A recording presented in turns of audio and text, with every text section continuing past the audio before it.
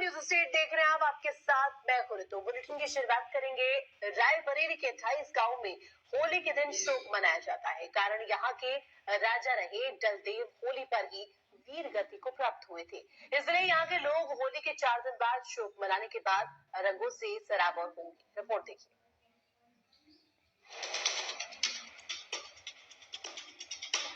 रंगों की त्योहार होली पर जहां हर तरफ खुशी और उत्साह दिखता है, वहीं रायबरेली जिले में 28 गांव के लोग इससे दूर अपने राजा की याद में खोए रहते हैं।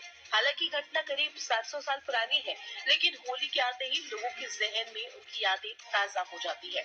दलमऊ के राजा दलदेव ने दुश्मनों से प्रजा की रक्षा करने के लिए अपनी जान न्यौछावर कर दी।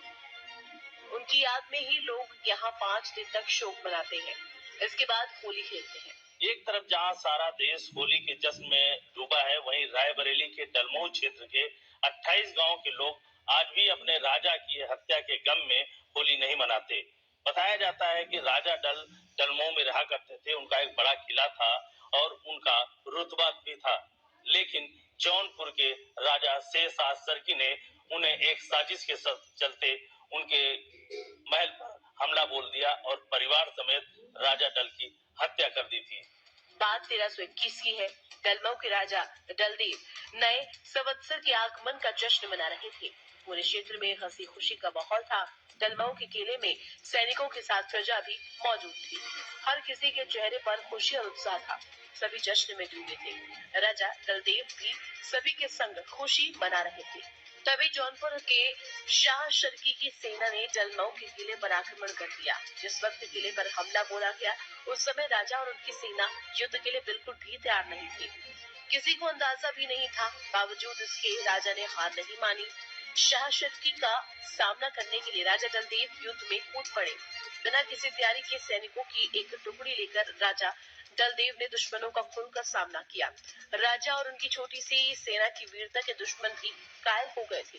जिस तरह से राजा और उनके सैनिकों ने युद्ध लड़ा, उसकी चर्चाएं आज भी लोग करते हैं। बाद में पखरौली गांव के पास युद्ध के समय ही राजा दलदेव को शाह शर्की ने चारों तरफ से घेर लिया।